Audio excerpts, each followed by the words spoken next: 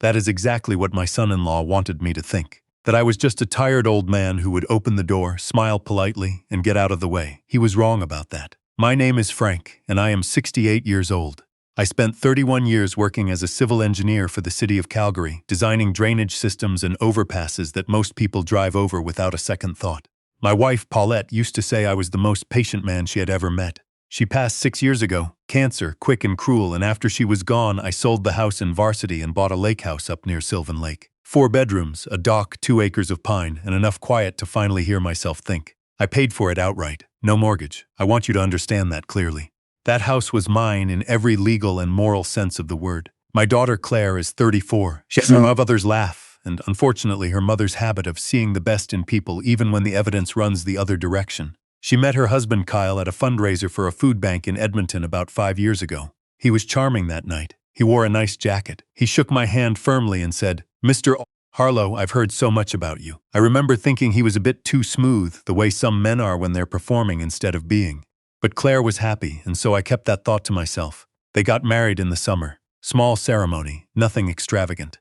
Kyle worked in commercial real estate, mostly leasing office space, he told me. He spoke about deals and clients and moving units the way some people talk about weather. Constantly, but without much meaning. Within the first year of their marriage, I noticed certain patterns.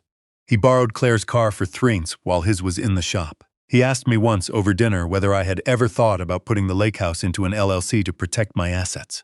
I said I had never thought about it. He said I should. I changed the subject. By year 2, I was helping Claire quietly. Not because she asked.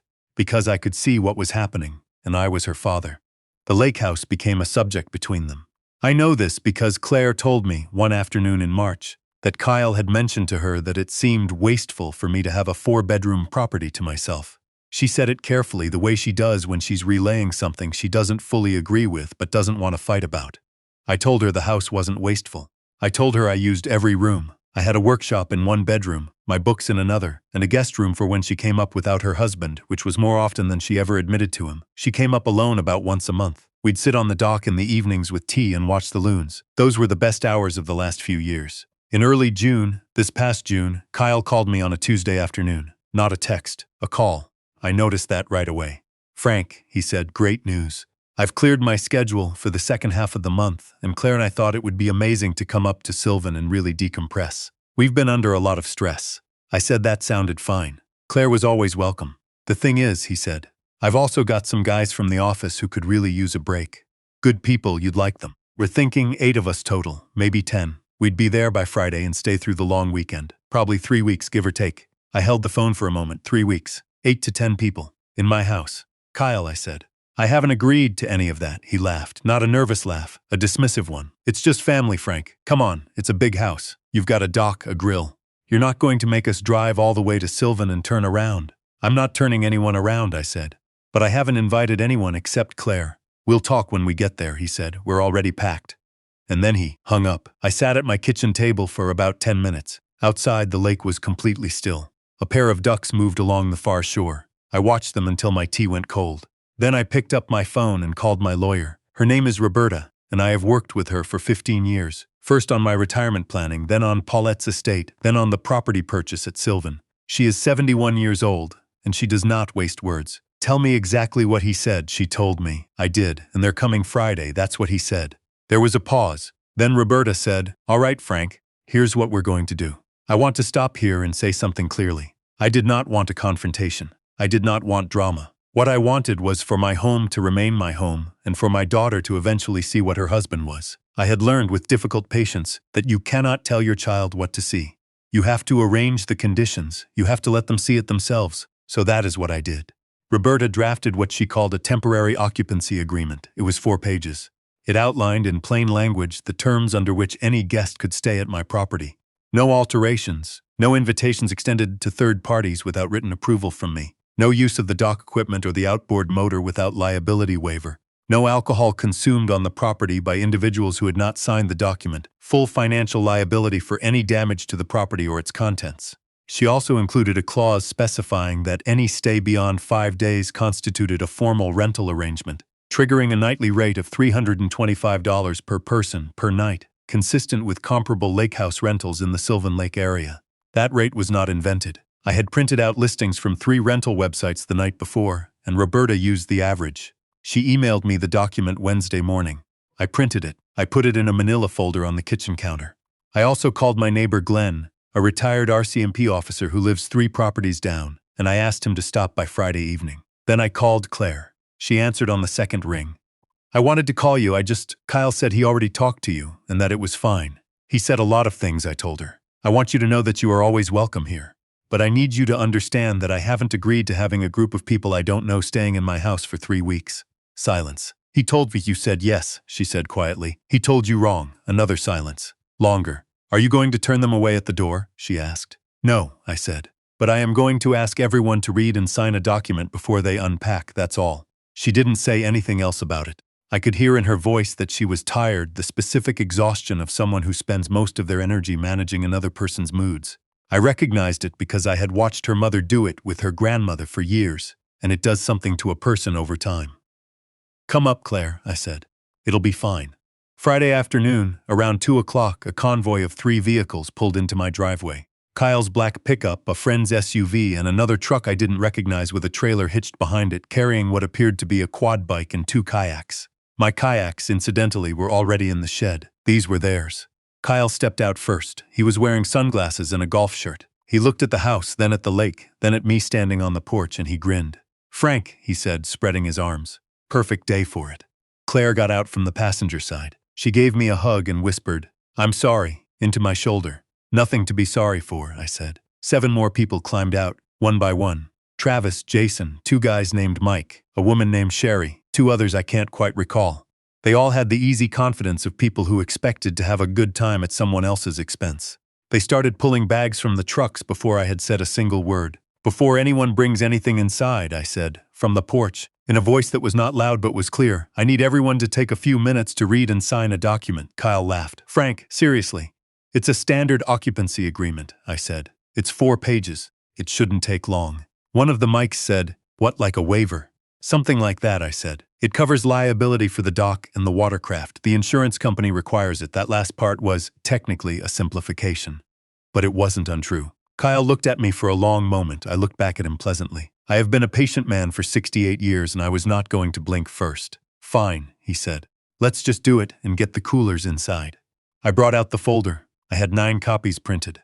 I handed one to each person and said they were welcome to take their time. 2 of them read every page carefully, which I respected. 3 of them read the first page and skimmed the rest.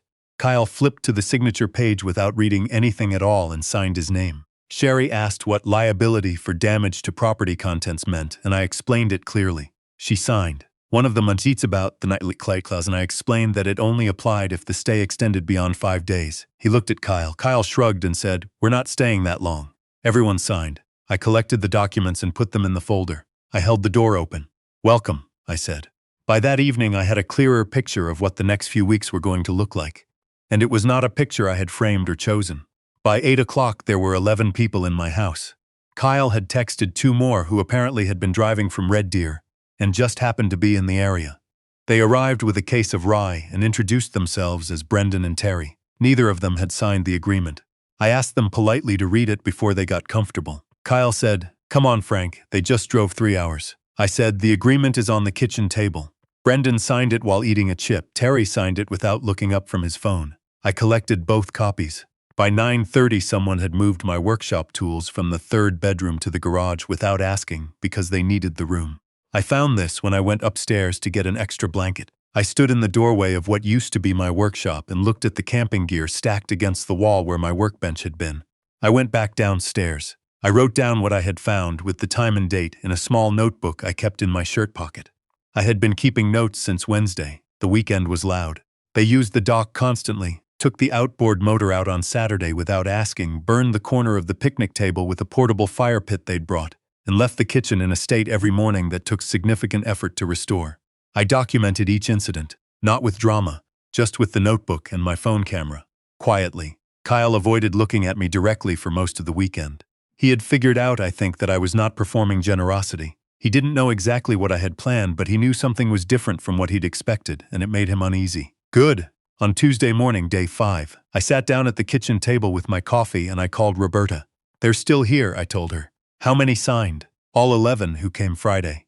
2 more signed Saturday. 13 total. And the damage? I read from my notebook. The outboard motor used without authorization, documented with photos from the dock camera I had installed 2 years ago and never mentioned to anyone. The picnic table burn. The moved workshop equipment. 1 broken lamp in the upstairs hallway. A ding in the fiberglass hull of my older canoe. Total material damage I estimated somewhere between $4,000 and $6,000 at replacement cost. Roberta said she'd have a letter ready by end of day. Kyle came downstairs at 9:30 in a good mood. He poured himself coffee and said they were planning a bonfire that evening. He asked if I had any firewood he could use. The firewood is mine, I said. He blinked. Frank, I wasn't going to. Kyle, I said, have a seat. He sat. I put my coffee down. You and Claire are welcome to stay as long as you need, I said. But effective today, which is day 5, the nightly rate in the agreement applies to everyone else here. 13 guests at $325 a night. He stared at me. Per person, I said. He set his mug down. You're joking. I'm not Frank. He did the math slowly, visibly. That's over $4,000. A night $4,225, I said. Yes, nobody agreed to pay rent. Everyone agreed to the occupancy agreement, I said. Which you signed without reading. Would you like me to get your copy? He stood up.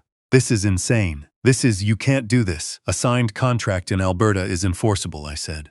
Roberta will be sending a formal notice of outstanding balance this afternoon. For the weekend, which was 5 nights, the total owing across 13 guests is $21,125, plus the assessed damage, which she'll itemize separately.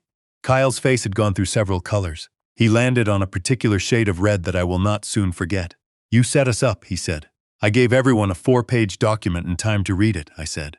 I explained the nightly rate clause directly to one of your guests when he asked. You didn't tell us was on page 2, I said. Section 3. Subsection B, I believe you signed on page 4. He left the kitchen. I heard him on his phone. I finished my coffee. Outside the window, the lake was calm and gray and perfect. Glenn arrived just before noon, not in uniform, just as a neighbor, but Kyle didn't know that.